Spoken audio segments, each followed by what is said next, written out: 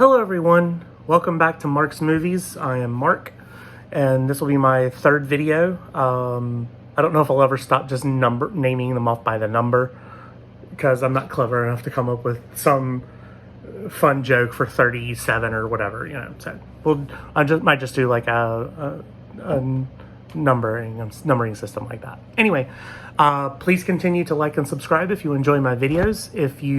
But the big thing I want is comments. I want y'all to discuss movies. That's what I want this to be. I want this to start a conversation.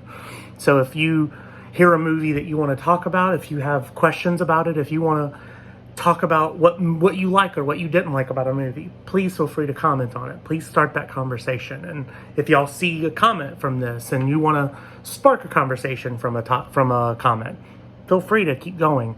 I try to check the comments as frequently as I can, about once a day. So if I see a conversation going, or if I see something to start a conversation, I will jump in there and try to comment as well. Okay, that's what I want. But as always, please try to be not jerks about it. I don't have a whole lot of followers, but I will block people if they start being rude. No one has done it yet. I mean, this is only my third video, and not a whole lot of people have watched them. Hopefully more people will. But please feel free to keep that in mind. Please don't be a jerk about it. So today we're going to discuss mobster movies, gangster movies. I'm going to give off my list of, it was suggested in the comment section of my very first video. Someone wanted me to mention my top 5 favorite gangster movies. So I'm going to be doing my list of my top 5-ish favorite gangster movies. I'm also going to give a review. I'm going to start off this video by giving a review to the movie Fall. It came out about a month ago. I'm going to try to do reviews once a week, and that way I'll slowly catch up to modern times, and we'll be caught up on where we are nowadays. Because I've seen about two movies this weekend. I'm hoping to see another 2 this coming weekend. Anyway, without further ado, let's discuss this. Let's start with my review of Fall. Now, if you've seen the trailer, if you know anything about it, Fall is from the same people who gave us 47 Meters Down. And it is a very similar premise, just in reverse. Instead of being stuck at the bottom of the ocean, these two people who are stuck at the top of a tower. And the setup is why it works. The movie is set up to give depth to the characters, and the more you get to know them. And the pacing of this movie, I can't stress enough, I'll mention it again, is phenomenal.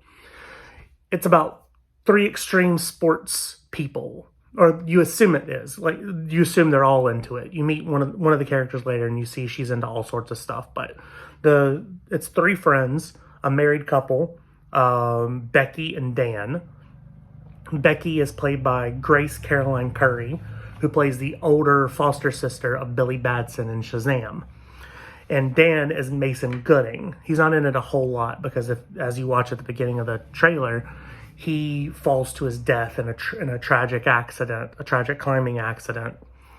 And that's the driving point of the character of Becky. She is suffering from depression from the loss of her husband. So it causes strife in her life. It causes her parents to considerably worry. She starts drinking heavily. She doesn't know what to do. She's basically rudderless in life. And so much so that she hasn't even disposed of the ashes of her husband.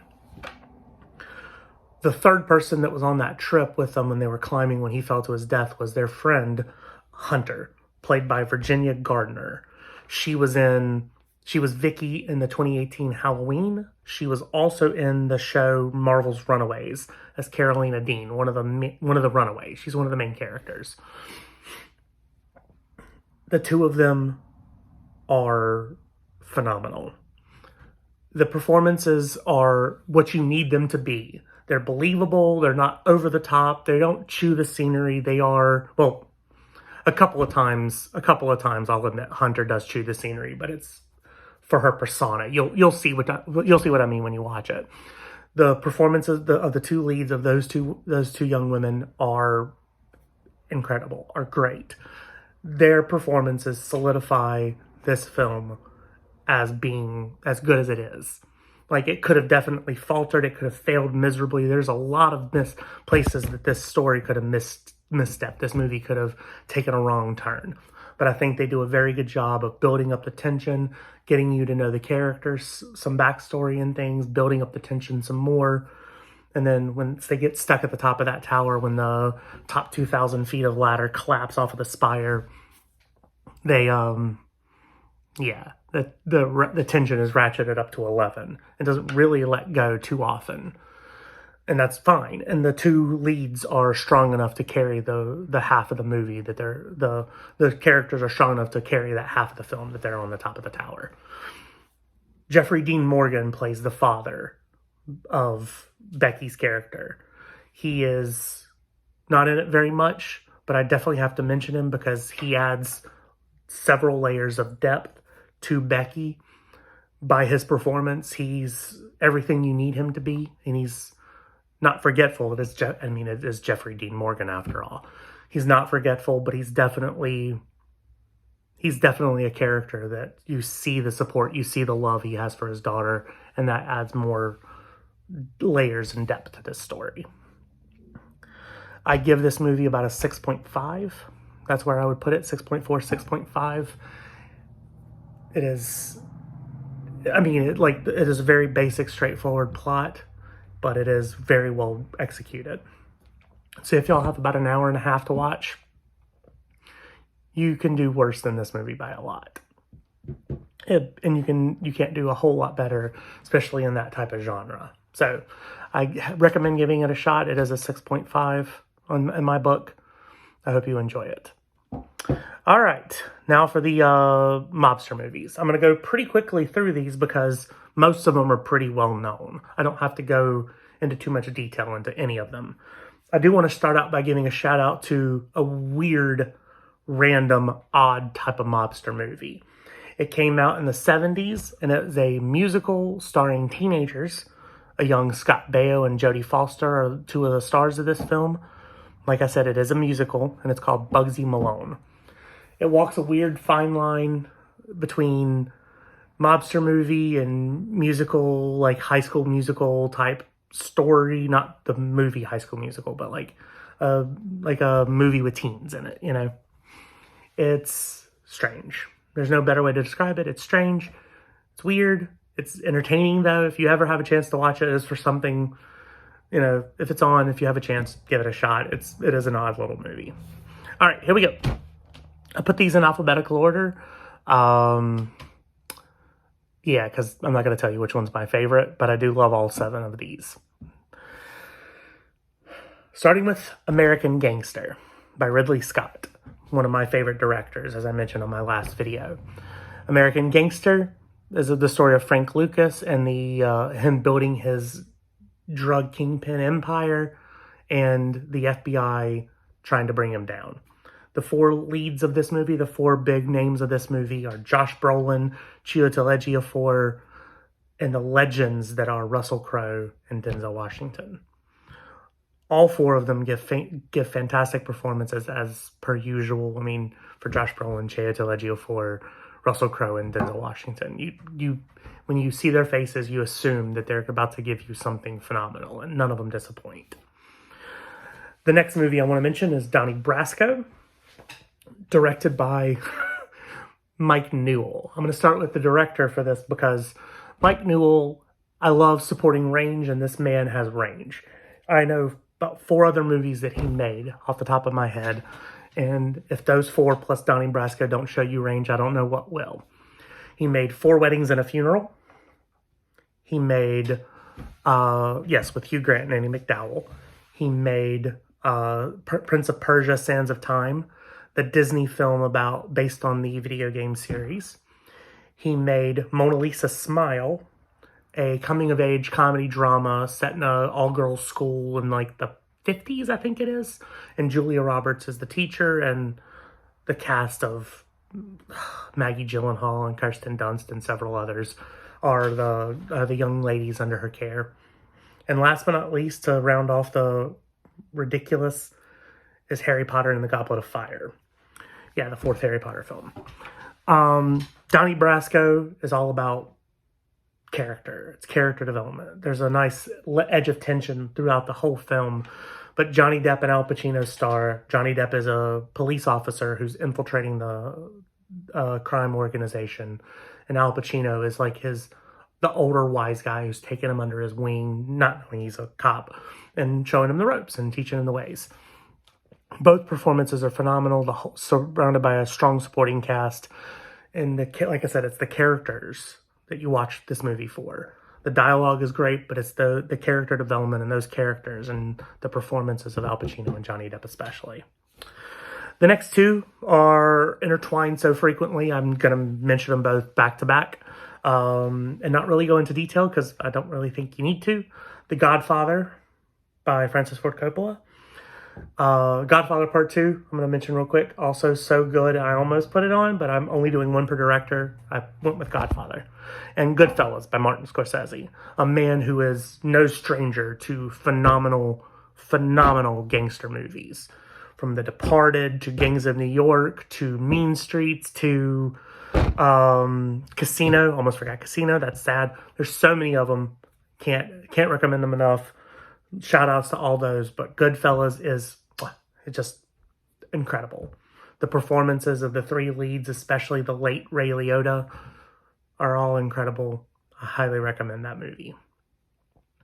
Next is going to be Leon the Professional. This one's a little different because it's the story of a mob hitman, a loner. He's a recluse. He's quite an introvert, and he, played by the legend that is Jean Reno, ends up taking his neighbor's middle child under his wing and under his protection after his neighbors are all murdered by a corrupt cop in the bad back alley dealings that he's going through. Jean Reno is phenomenal. The young Natalie Portman gives an incredible performance, not just for a child. Like, I hate it when people say that. It is a good performance. It is a solid performance, it is a fantastic performance. And I wanted to stress both her and Jean Reno give excellent performances, and Danny Aiello, who supports and helps take care of the money for Jean Reno. All three give phenomenal performances, and I need to stress it enough because Gary Oldman steals this show. It is his movie, and that's hard to say because I do love all three of the others. But Gary Oldman is electric. He is unpredictable. He is unhinged. He is psychotic. He is hilarious at a couple of moments. Truly, you never know what to expect. You never know, and that's one of the best things about it. Can't stress it enough. Luc Besson directed it, the man behind The Fifth Element and La Femme Nikita. If you have a chance, please watch Leon the Professional. It's a bit weirder than you think it's going to be. It's a bit different than you think it's going to be. There is a romance that develops. Just trust me on this one. The movie is phenomenal. Next, Quentin Tarantino's very first film, Reservoir Dogs. The cast, once again, and the writing are the reasons to watch this movie. He finds a way to build tension without the crime. You don't even get to see the crime. You get to see the beforehand and the aftermath. And just that juxtaposition and the characters that you meet beforehand and you see how they are afterward and back and forth is the reason to watch this movie. With the exception of one graphically violent scene in the middle. I can never hear Stuck in the Middle with You again without thinking of it. Without that one scene, most of the rest of it is just pure Quentin Tarantino writing brilliance, mixing some comedic elements, dramatic elements, thrilling elements, lies, deceit, and the phenomenal cast. The late Chris Penn, Tim Roth, Michael Madsen, Steve Buscemi, Quentin Tarantino himself, and, in my opinion, Harvey Keitel's best performance yet, ever, still. It's nuanced, it's layered, it's interesting, it's great. I love it. And last but not least, The Untouchables. I'm not a huge Brian De Palma fan. I do like some of his movies, but there's others of them I just don't like. And it's really that dichotomy. There's not a movie that I'm like, it's pretty good of his. I love this movie, or I don't really like it. This movie I love. Kevin Costner plays Elliot Ness, and he's on the trails of Al Capone. It's a story that people know. The movie version is no different. A lot of people know it. Andy Garcia gives a phenomenal performance. But the two performances I want to focus on real quick are I think it's like two different scenes, and that's it, that you get to see Robert De Niro as Al Capone. Al Pacino, that's a mistake. As Al Capone. You get to see Robert De Niro as Al Capone, and he is exciting, to say the least. He is terrifying, to say more. He is brilliant as always. It is Robert De Niro. So, can't recommend that enough. But then there's the Oscar-winning turn of Sean Connery as the Irish police officer who's helping Elliot Ness. He has so many great dialogue. Sean Connery, to me, is always a little more reserved, a little more resigned in his movies. This is an exception. One of the few exceptions I can think of. He is a lot. He is very feisty. He is very exciting. He is very thrilling to watch. And plus he has some great lines. That's a common thing amongst all of these movies. When you watch all these movies, they all have a lot of great dialogue. The writing is phenomenal. A lot of great deliveries too. A lot of great actors, of course. So you have a lot of great line delivery. But he has one of my favorite lines in mobster history, where he's talking to the crew and he goes, "They put one of yours in the hospital, you put one of theirs in the morgue." It's a phenomenal line. Love it to death. All right, well, that's my list. I hope you enjoyed the five-ish, the seven, and some extra call-outs, but the 7 main mobster movies, gangster movies. As always, like and subscribe. I hope you enjoy this. Please continue to comment. Please start conversations. That's what I want. That's what I'm hoping for. And I hope to see you next time. Thank you so much. Hope you have a good day.